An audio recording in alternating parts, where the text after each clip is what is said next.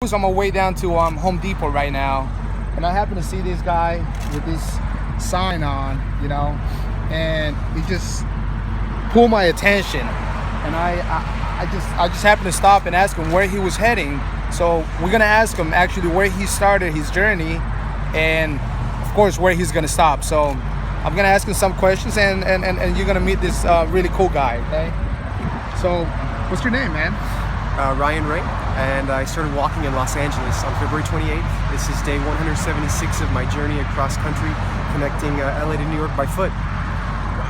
It's 3,000 miles total, just over 3,000 miles, and the journey, the whole purpose of this journey is actually just to remind people that sometimes your goal looks impossible, but if you just don't give up on yourself, if you just keep going one step at a time, even though the progress is little, you can eventually get there. So that's what I'm doing, man. And it's been a beautiful journey. I was telling you, Hector, a minute ago that I've stayed in the homes of people all across America. You watch the news and it tells you that the world is filled with negativity and violence, and be careful, and it's dangerous. 176 days on the road, the most vulnerable place possible, facing traffic every day, sometimes camping on the side of the road. Not once have I been threatened. Has there been a negative word uttered? It's all been support, encouragement, kindness, all across America, coast to coast. Wow. So can you tell them a little bit about what happened to you? I think it was Arizona, right? That you got sick. Right. So, well, I mean, there have been challenges along the way, right? I mean, this is how it is. This is a metaphor. This journey is a metaphor for any goal that you can set for yourself. In the beginning, I had set the goal of walking 20 miles every single day, and the second day, I got 10 miles in, and my left knee froze up solid. I couldn't even take one more step, and I started doubting. And I thought, man, if I can't even make my goal today, how the heck am I going to even walk across America? But I put it in perspective. I shut my goal down to 10 miles instead of 20, and then I just continued to move 10 miles a day for the next week, and then I got stronger and was eventually able to keep going. And then I had to get through the Mojave Desert. Crossing the Mojave on foot is not an easy feat because you have to carry enough water and food to make it all the way through. And on the third day of crossing the Mojave, I had to have a water supply somewhere, but there's no water. There's no way to get water unless someone brings it. And so I left home not knowing how I was going to do it, but just believing that there had to be a way. And about 3 days prior to entering the desert, I met these two guys on dirt bikes that came by, and they said, "Hey man, this is really cool what you're doing. Do you need any help?" I said, "Yeah, I need water in the desert." And they said, "You know what? There's a guy who lives in the desert. He runs the Mojave Heritage and Cultural Association." And I'm like, who knew that this even existed? Give him a call. He'll probably be willing to help you. Long story short, he dropped off the water at the GPS coordinates that I asked him to, and I was able to make it through with a backpack in the desert. Wow. So you actually you're carrying a cell phone then, obviously. Yeah, I have a cell phone. I have I'm very connected. I have my solar panel, which keeps me plugged into electricity. Okay. I've got my tent, which is an ultralight tent. It's a 2-person tent that works fantastically. It's Big Agnes is the company. They're one of my sponsors, and I also have a sleeping bag. I have one change of clothes. I do laundry every single day, and a few toiletries. That's about it. Cougars?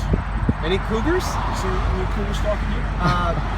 Real life female cougars, yes. but I saw one bear in the George Washington Forest in Virginia.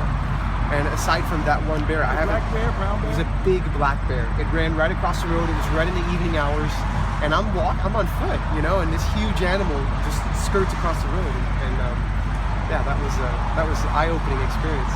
Hey, so what is your weight on right now? Right now, the pack is about 35 pounds. It's very light.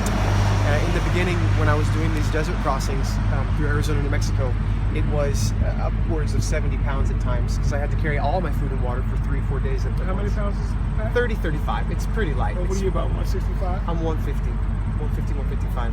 Yeah. Wow, man. Listen, it's been a privilege for me to actually find you here, and I'm definitely going to be following you up on. You say you have a Facebook. I've got page, right? Is there a different? This goes straight to my Facebook page. Oh, this is going to take you. And then my website, which talks all about my work as a speaker. It links it from there. Okay, great, man. Listen, wow. The journey ends tomorrow, man. This is day 176, 177 days total. It's been a long road. If you don't mind me asking, how old are you? 35.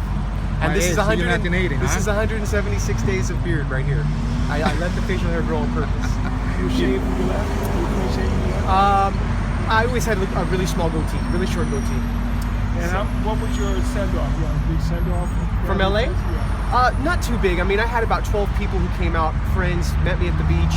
We walked the first day together, and a lot of those people are coming out tomorrow. They're flying to New York City to walk the very last 3 miles into Times Square. My mom, she arrived last night. I'm meeting her tonight at the hotel, and we're gonna go to tomorrow all day. She's gonna walk 13 miles with me. There you go. Yeah. Wow, man.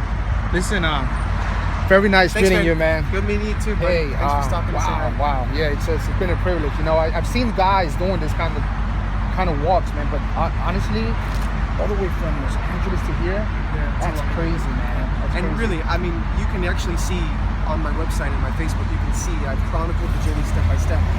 And I've literally, only once did I ever take a ride to advance myself, and it was for a purpose. It was a 3-mile ride, and it was after meeting this, I met this gentleman who was a 3-time cancer survivor. He had heard about my journey through the grapevine. There have been days when I've had up to 80 cars stop on the side of the road to talk with me. I mean, there's been an incredible response in some places. But this man, I gave him some time because he really wanted to chat, and he was dealing with cancer again, and so I gave him the time rather than rushing him. And he offered to give me a lift. I said, I'll take it. 3 miles, it's not going to kill me, and I feel like I did good by staying here. So, There you go. All right, man. All right, buddy. Very nice Good to meeting meet you, you. Hector. Thanks for stopping, man. Thank you for your time. Yeah, my pleasure.